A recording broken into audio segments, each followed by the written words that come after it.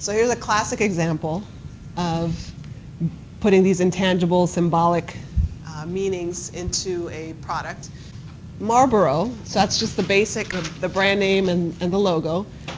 That in and of itself, if that, if today was the very first time that you ever saw that, there's not much to it, right? What does the name Marlboro mean? Is it even a word? I don't know. I've never heard it before. So not much meaning there. The red and the little ponies or whatever that is in the logo might have some meaning, but again, nothing very powerful. But they paired their brand and their brand logo with these images of the all-American cowboy, Marlboro man, rugged, independent, freedom.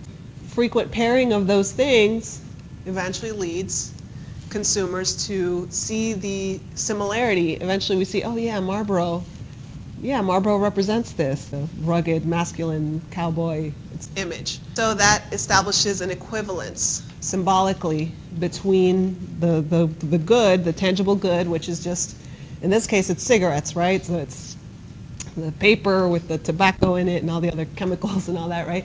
Which in and of itself, that doesn't say masculinity or ruggedness. But the fact that it's been paired with these symbolic images, eventually the consumer sees the equivalence between the two. And so the consumer eventually attributes these self-image traits to the brand.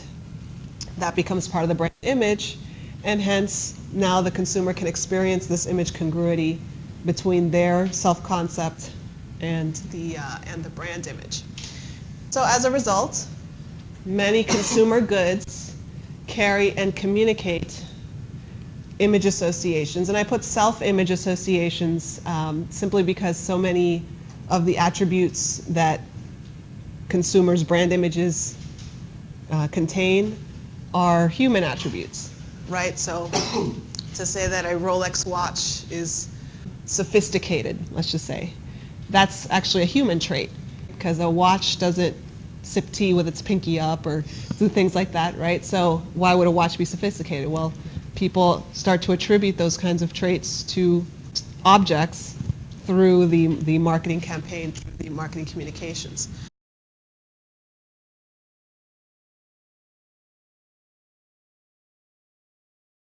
The big question is, do consumers think of brands as people? And certainly a lot of advertising campaigns are geared toward associating brands with human personality traits. So just as one example, the I'm a PC, I'm a Mac campaign, right? So they specifically embodied the personality of the PC as one type of person, and then of the Mac as another type of person. So what was the distinction here? What was the brand personality associated with the Mac versus the PC? What is it that this ad campaign wanted people to see as far as the brand personalities? So the Mac is more youthful. The Mac guy is younger, so that implies newer, more reliable, versus the PC guy is older, kind of a little bit more outdated. There's a coolness factor there, that the Mac he's younger, cooler, more modern, versus the PC guy is kind of a stuffy business suit, kind of guy, not very cool. So just a couple of other examples. This is within the same product category of alcoholic beverages. We have the Dos Equis beer, which has their brand personality, the most interesting man in the world, right? Has anyone here seen those ads? His mother has a tattoo on her that says "son," right? That's what. When he goes to Rome, they do as he does, right? So he's the most interesting man in the world. That's this brand personality of an older, sophisticated, interesting man. And then Tanqueray also has their brand personality, the Tony Sinclair, a younger, also sophisticated but more urban man. If the person, either in some facet of their self-concept, either their actual, ideal, social, if that contains any of these traits, sophisticated, interesting, or sophisticated, youthful, urban, then image congruity can happen between themselves and the brand, making it more likely that they will have the positive product attitudes, purchase intentions, and behavior, which is known as the image congruity effect. And research has shown that here in the US, there are these 5 basic dimensions of brand personality that most brands fall into one or more of these dimensions. So there's sincerity, excitement, competence, sophistication, and ruggedness. When we saw the Marlboro example with the Marlboro Man, that would be our ruggedness factor. Perhaps Pepsi would fit into the excitement. Dos Equis and Tanqueray fit there into sophistication, right? And interestingly enough, this, again, even when it comes to self-concept and brand personality, even that is culturally rooted, because a cross-cultural study that was done comparing US versus Japan versus Spain in terms of perceptions of brand personality, there were different dimensions. Some of them were the same, but ruggedness was unique to US culture. Neither Japan nor Spain even considered this at all in terms of how they perceive brands. So not a salient personality trait in those cultures. And again, we can see how that relates to the fact that US is individualistic, it's a high masculine culture.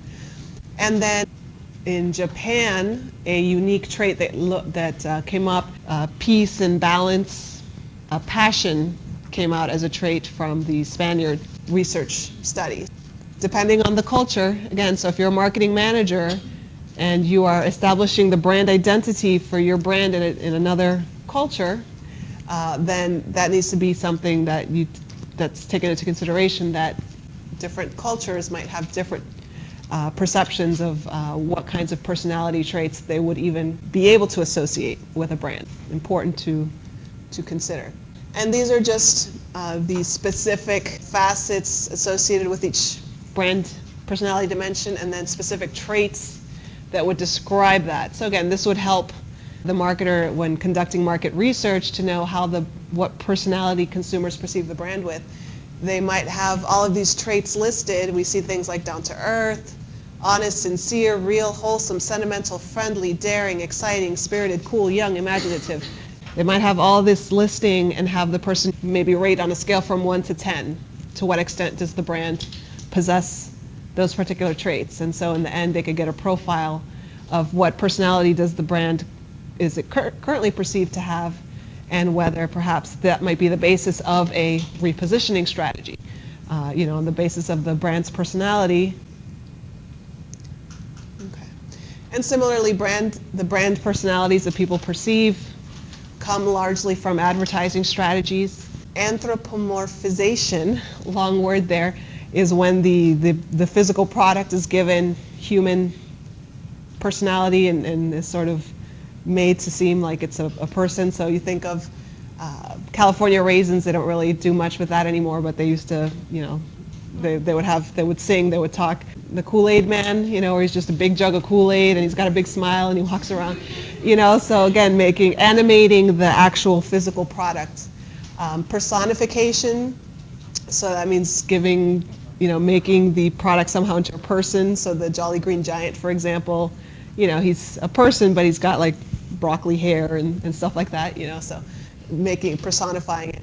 And then just the user imagery of who's the typical person that uses the product. So all these things are marketing strategies, advertising strategies used to align the brand with certain human image traits that, again, the consumer can then experience the congruity with, and hence be more likely to purchase the product. The company's employees or CEO also feed into that brand personality. We had the recent passing of Steve Jobs, who was such a big figure for the Apple brand. His traits, would map into how people perceive the brand.